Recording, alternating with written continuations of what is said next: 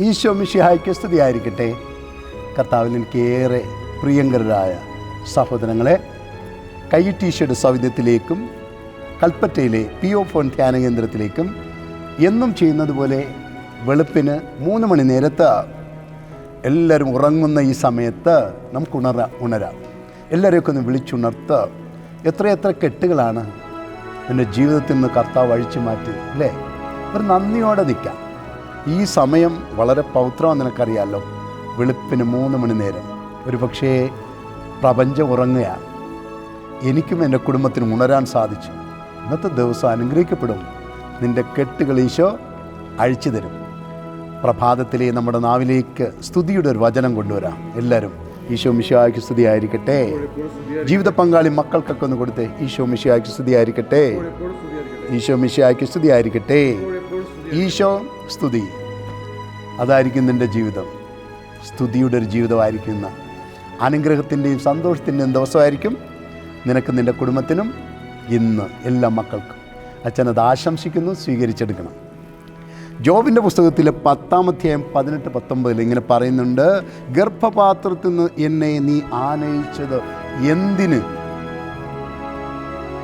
ആരുടെയും കണ്ണിൽ പെടും മുൻപ് ഞാൻ ചത്തിരുന്നെങ്കിൽ ഞാനിന്നുണ്ടാകുമായിരുന്നില്ല.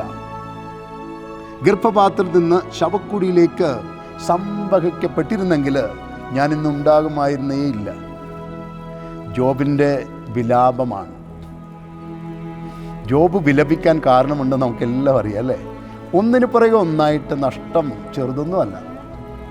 അവസാനം തൻ്റെ കൈപിടിച്ച് ജീവിതത്തിലേക്ക് വന്ന സ്വന്തം ഭാര്യ പോലും പറയുന്നു, ഇത്രയൊക്കെ ദൈവം ശപിച്ചിട്ടും തള്ളിയിട്ടും ശിക്ഷിച്ചിട്ടും ഇനി എന്തിനാ നീ ദൈവത്തെ തേടിയിരിക്കുന്നത്? ദൈവത്തിനൊരല്പമെങ്കിലും കരുണയുണ്ടായിരുന്നെങ്കിൽ, സ്നേഹം ഉണ്ടായിരുന്നെങ്കിൽ നിനക്ക് ഈ ഗതി വരുമായിരുന്നോ? കണ്ടോ, മക്കളെല്ലാം നഷ്ടപ്പെട്ടു, തൊഴിൽ മേഖലയെല്ലാം തീർന്നു. ഈ ഭൂമിയിൽ നിനക്ക് എന്തുണ്ട്? ആടുമാടുകളോ എന്തേലും ഉണ്ടോ? 10 പൈസയുടെ ചില്ലിക്കാശ് എടുക്കാൻ നിൻ്റെ കയ്യിലുണ്ടോ? ആകെ ഉള്ളത് ഞാനാണ്. ഞാനും മടുത്തു കഴിഞ്ഞു. നീ ഇപ്പോഴും വിശ്വസ്തയോടെ ദൈവസന്നിധിയിൽ നിൽക്കുന്നതാണ് എൻ്റെ പ്രശ്നം.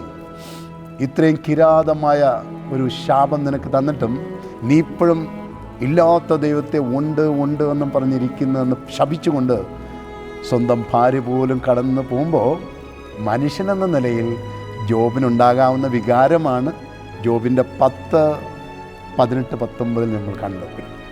നമ്മളൊക്കെ പലപ്പോഴും പറയും, എന്തിനാ എൻ്റെ അമ്മയും അപ്പനും എനിക്ക് ജന്മം നൽകാൻ പോയത്?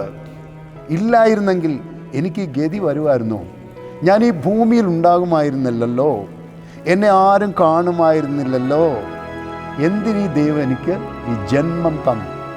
ജന്മം തന്നതിനും വേണ്ടിയില്ലായിരുന്നു മാന്യമായിട്ട് ജീവിക്കാൻ ഒരു ബാല്യമോ, അന്തസ്സോടെ ജീവിക്കാൻ ഒരു യൗവനമോ, ഒരു കുടുംബമോ, സമ്പത്തോ, സ്ഥാനമാനങ്ങളോ ഒന്നും തന്നില്ലല്ലോ. നമ്മൾ പറയുന്നൊരു കാര്യമാണ്. വചനമുണ്ട്, അല്ലേ? വചനം ഇത് ഞാൻ ഇടയ്ക്ക് ഓർത്തൊരു അമ്മയുടെ കാര്യമാണ്. ഞാൻ കണ്ടിട്ടുള്ളൊരു ഹൃദയം നൊമ്പരപ്പെട്ടൊരു കാഴ്ച ഇതാണ്. അതായത് ഈ അമ്മ, അല്ലേ, 10 മാസം ഗർഭത്തിൽ കൊണ്ടു നടന്ന പുണ്യവതിയായ അമ്മ. ഈ അമ്മ കുഞ്ഞിനെ ഒരുപക്ഷെ 1 വയസ്സിലോ 1/2 വയസ്സിലോ, അല്ലേ, ഒക്കെ ഞാൻ കണ്ടിട്ടുണ്ട്. ബലമായിട്ട് അമ്മ കുഞ്ഞിനെ മടിയിൽ പിടിച്ച് കിടത്തും. കുഞ്ഞുങ്ങൾക്ക് അങ്ങനെയൊക്കെ കിടക്കാൻ ഇഷ്ടമല്ല. അവർക്ക് ഓടി നടക്കണം, കളിക്കണം, ചിരിക്കണം. അതിന് ബലമായിട്ട് അമ്മ എന്ത് ചെയ്യും? ഈ കുഞ്ഞിനെ കൈയും കാലും പിടിച്ച് മടിയിൽ കിടത്തും. ബലക്കുറവുള്ളതുകൊണ്ട് കുഞ്ഞ് കിടന്നു കൊടുക്കും. പക്ഷെ അപ്പോഴും അവന് എങ്ങനെയെങ്കിലും അമ്മയിൽ നിന്ന് രക്ഷപ്പെടാനാണ് നോക്കുന്നത്. കാരണം അവനറിയാം, ഇന്നലെ ഇതേ നേരത്ത് അമ്മ തൻ്റെ വായിലേക്ക് കൈപ്പേറിയ മരുന്നൊഴിച്ചു, അതിന്നും കൊണ്ടുവന്നിട്ടുണ്ടെന്ന് കുഞ്ഞിന് മനസ്സിലായി. അതുകൊണ്ടാണ് കുഞ്ഞ് എങ്ങനെയെങ്കിലും രക്ഷപ്പെടാൻ നോക്കും. ശരിക്കും പറഞ്ഞാൽ അമ്മയ്ക്കും വേദനയാണ്. എൻ്റെ കുഞ്ഞിന് മധുരമുള്ളത് കൊടുക്കേണ്ട സ്ഥാനത്ത് ദൈവമേ ഈ കയ്പ് നീര് കൊടുക്കേണ്ടി വന്നല്ലോ. അവൾ സന്തോഷത്തോടെ അല്ല അത് ചെയ്യുന്നത്, പക്ഷേ ചെയ്യുമ്പോൾ അവൾക്കത് ചെയ്യേണ്ടി വരുന്നു എന്നതാണ്. എന്തിനാന്ന് എനിക്ക് നിനക്കും അറിയാം, അല്ലേ? നമ്മളുമൊക്കെ അമ്മയുടെ മടിയിൽ കിടന്ന് ഒരു വേള ഈ കയ്പ് വെള്ളം കുടിച്ചിട്ടുണ്ട്. ഈ കയ്പ് മരുന്ന് കുടിച്ചിട്ടുണ്ട്. അതുകൊണ്ടല്ലേ നമ്മൾ ഇന്ന് ധൈര്യത്തോടെ ഇങ്ങനെ നിൽക്കുന്നത്. ആജാന ബാഹുക്കളായിട്ട് നമ്മൾ നിൽക്കുന്നത് എന്തുകൊണ്ടാണെന്നറിയാമോ? അന്ന് അമ്മ ഒഴിച്ചു തന്ന ആ കയ്പേറിയ മരുന്നാണ്. ഏതെങ്കിലും അമ്മമാർക്ക് ഈ കുഞ്ഞുങ്ങളെ ഇഷ്ടമില്ലാഞ്ഞിട്ടാണോ ഈ കയ്പേറിയ മരുന്ന് കുഞ്ഞിനെ ഒഴിച്ചു കൊടുക്കുന്നല്ലേ? പലപ്പോഴും ചിന്തിച്ച് നോക്ക്. ഒരമ്മയും കാക്കയ്ക്കും തൻ്റെ കുഞ്ഞ് പൊൻകുഞ്ഞാണ്, കാക്കയ്ക്ക് പോലും. അപ്പോൾ മനുഷ്യൻ നമ്മുടെ കാര്യം പറയാനുണ്ടോ? അപ്പോൾ പിന്നെ അതിനകത്ത് മുഴുവൻ ഒളിഞ്ഞിരിക്കുന്നത് അമ്മയുടെ സ്നേഹമല്ലേ?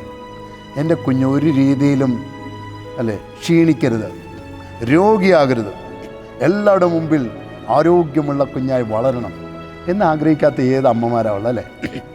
ഒരു വചനമുണ്ട്, യോഹന്നാൻ 3:16. എനിക്ക് തോന്നുന്നത് വചനങ്ങളുടെ വചനമെന്ന് ഇതിനെ പറയാം. യോഹന്നാൻ്റെ സുവിശേഷത്തെ സുവിശേഷങ്ങളുടെ സുവിശേഷം എന്നാണ് പറയുക. The gospel of gospels. അതിന് ഏറ്റവും നിർണായകമായ ഇതാണ് ബൈബിൾ എന്ന് നമ്മൾ പറയേണ്ടി വരും.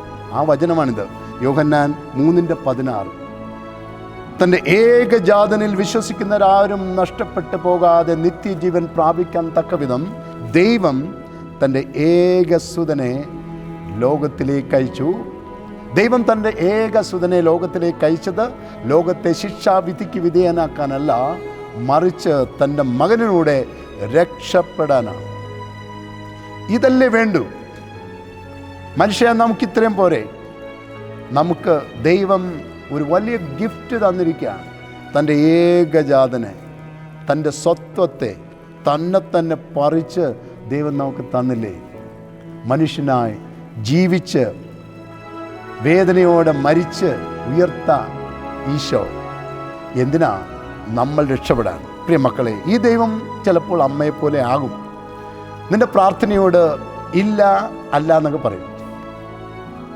ചിലപ്പോൾ നിൻ്റെ പ്രാർത്ഥനയെ വല്ലാണ്ടങ്ങ് നീട്ടിക്കളയും, പിന്നെ തരാമെന്നൊക്കെ പറയും. ചില സമയത്ത് ഞാൻ കണ്ടിട്ടുണ്ട്, ക്രൂരമായ ആ കഴുകനെ പോലെ ഒരുപക്ഷെ നിന്നെ കുഞ്ഞുനാളിൽ തന്നെ നടക്കാനൊക്കെ പഠിപ്പിക്കും. ഒരുപക്ഷെ ദൈവം നിൻ്റെ ശത്രുപക്ഷത്ത് വന്നെന്നിരിക്കാം. ജോബിൻ്റെ ശത്രുപക്ഷത്ത് വന്നിട്ട് പിശാചിനോട് ദൈവം പറഞ്ഞില്ലേ, എന്ത് വേണേലും അവനോട് കാട്ടിക്കൊള്ളും. ദൈവമാണ് പറഞ്ഞേ.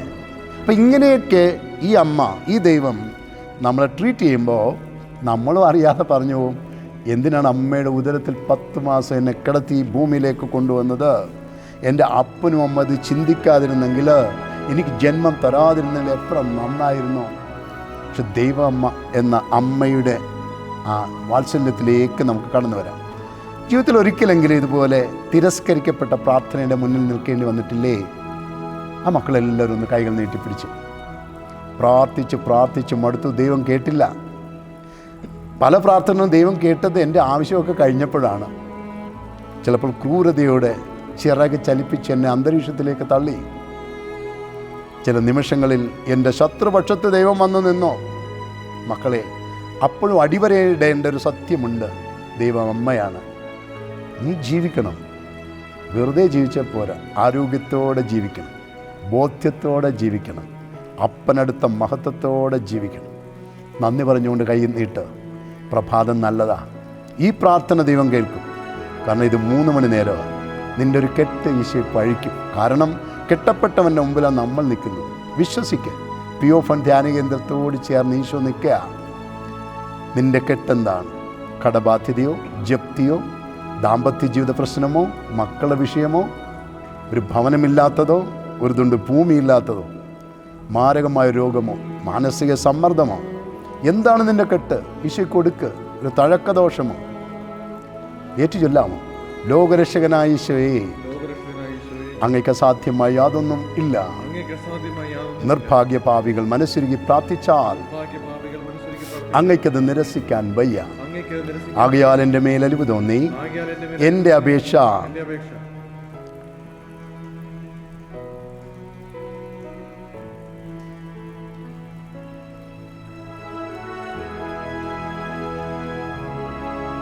സാധിച്ചു തരണമേ. ആമേൻ. ഹൃദയത്തിൽ ഈശോയ്ക്ക് നന്ദി പറ. അല്ല, വേദനയോടെ മടിയിൽ കിടത്തി എനിക്ക് കയ്പ് നീര് തന്ന ദൈവമേ, എൻ്റെ ആരോഗ്യത്തിൻ്റെ രഹസ്യം അതാണെന്ന് പറഞ്ഞ് ഒപ്പം പിയോ ഫൺ ധ്യാന കേന്ദ്രത്തിലേക്ക് വ്യാഴാഴ്ച രാവിലെ ഞാനും എൻ്റെ കുടുംബവും വരും എന്നൊന്ന് പറഞ്ഞ് കെട്ടപ്പെട്ട ഈശോയെ കാണാൻ, ഒരു കെട്ടഴിക്കാൻ അനേക മക്കൾ ഇവിടെ വന്നുകൊണ്ടിരിക്കുകയാണ്. ഒത്തിരിയേറെ സാക്ഷ്യങ്ങൾ ഇവിടെ നടന്നുകൊണ്ടിരിക്കുകയാണ്. അടുത്ത വ്യാഴാഴ്ച നിനക്കും നിൻ്റെ കുടുംബത്തിനും ഒരു സാക്ഷ്യമുണ്ടാവും.